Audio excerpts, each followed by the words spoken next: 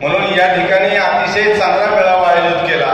प्रथमतः या सर्व पूर्व भागातील कार्यकर्त्यांना मी धन्यवाद देतो। बऱ्याच जणांचं भाषण आपण बराच वेळ, मी काही जास्त वेळ घेणार नाही, दादांचं मार्गदर्शन आपल्याला ऐकायचं। जुन्नर तालुका हा वैभवशाली परंपरा असलेला तालुका, या तालुक्यातील अनेक लोक मुंबईसारख्या शहरामध्ये राहतात आणि मुंबई आणि जुन्नर हे वेगळं समीकरण। मुंबईला गेल्यानंतर वंदनीय शिवसेना प्रमुख बाळासाहेब ठाकरे यांच्या विचारानं प्रेरित होऊन कार्यकर्ता गावाला येईल आणि गावाला आल्यानंतर प्रामाणिकपणे संघटनेची बांधणी पूर्वीपासून या ठिकाणी केलेली आपण पाहिली। त्यामुळं काळजी करायचं काही कारण नाही। मला हे माहिती, माऊलीने भाषणामध्ये सांगितलं की येणाऱ्या निवडणुकीमध्ये दादा 1,20,000 मतं निश्चित त्या ठिकाणी मिळतील। दादा मला त्याहून अधिक सांगावंसं वाटतं, कदाचित माऊलींचा आकडा चुकलाय का, कारण मतदार 3,16,000च्या आसपास 60-70% झालं दादा। 1,20,000 1,50,000 निश्चित तुम्हाला या जुन्नर तालुक्यामध्ये मतदान होईल याची मला पूर्ण खात्री झाली। कारण इथला कार्यकर्ता हा प्रामाणिक, योग्य काय अयोग्य काय त्याला त्याची माहिती।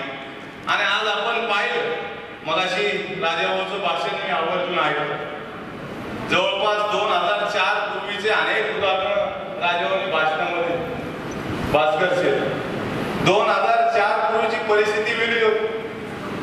100-100-125 वर्षापूर्वीची परंपरा असलेले अनेक पक्ष राजकारणामध्ये सक्रिय आपण पाहिले, त्यांचा कार्यकाळ पाहिला, परंतु त्यांचा एकही प्रतिनिधीने काम कधीच केलं नाही। 2004 साली आपल्या विभागाचे लोकप्रिय खासदार आदरणीय शिवाजीराव आढळराव पाटील यांना आपल्या सर्वांच्या आशीर्वादाने त्यामध्ये संधी मिळाली।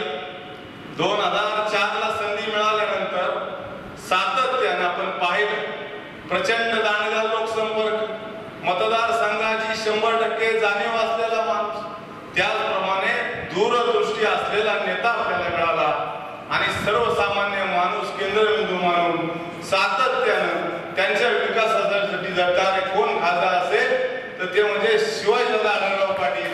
त्यामुळे 1.5 लाखापेक्षा जास्त मतं त्या ठिकाणी मिळतील याची मला खात्री आहे।